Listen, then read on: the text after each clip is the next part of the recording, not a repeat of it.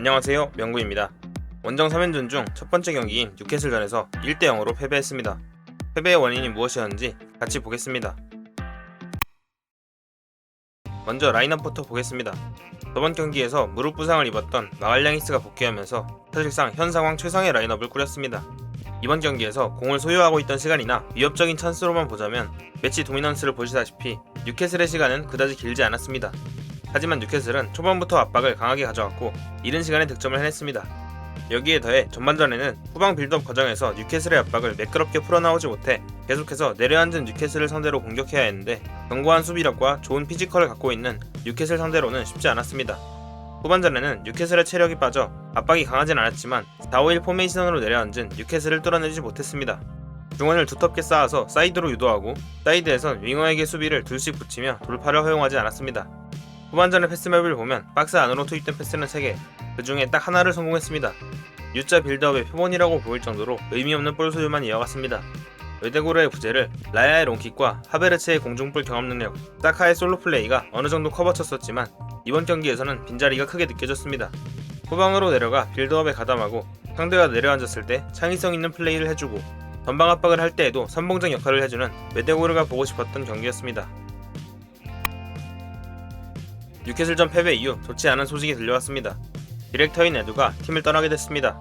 아르테타와 에두가 큰 역할을 했었는데 들리는 소식에 의하면 팀 루이스의 영향력이 커지고 리차드 갈릭이 승진하면서 더 많은 통제권을 가지게 된 반면 에두는 본인의 권력이 약화되었다고 생각했다고 합니다. 이후 아스날과 합의가 되지 않았고 다른 팀의 구단주가 직접 연락하여 연봉 3배, 노팅엄 포레스트를 포함한 3개 구단 동시 관리, 심지어 최고 경영자 직책까지 준다 하니 에두는 수락할 수밖에 없었습니다.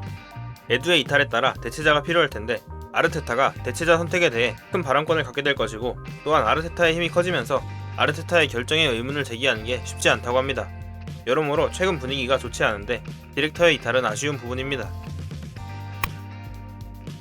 경기 초반 이삭에게 실점했으나 손을 쓸 수 없는 상황이었고 이후에는 안정적이었습니다. 보든에게 살짝 불안한 면을 보여주긴 했으나 공을 소유했을 때는 안정적이었습니다. 부상에서 복귀해준 것은 고맙지만 이번 경기에서의 컨디션은 좋지 않아 보였습니다. 이삭을 상대로 밀리는 모습을 보여줬습니다. 살리바가 이 정도로 밀리는 건 오랜만에 본 것 같습니다. 실점 상황에서 헤더 미스가 아쉬웠지만 수비진에서 그나마 나은 모습을 보여줬습니다. 활발하게 움직이며 영향력을 끼쳤습니다. 막판에 헤더 찬스가 아쉬웠습니다.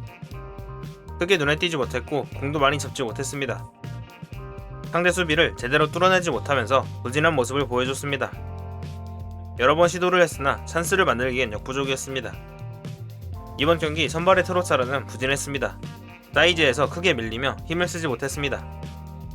활발한 움직임과 적극적인 수비 가담을 보여줬지만 공격적으로는 큰 도움이 되지 못했습니다. 리그에 오랜만에 출전해서 안정적인 모습을 보여줬습니다. 교체 투입 이후 적극적으로 움직였으나 경기를 바꾸진 못했습니다. 수비에선 활약이 있었지만 공격에선 기회가 없었습니다. 좌측 윙어로 투입됐으나 큰 영향력을 보여주지 못했습니다. 출전 시간이 짧아 점수를 주지 않았습니다. 이번 경기의 베스트는 파티, 워스트는 트로사르입니다.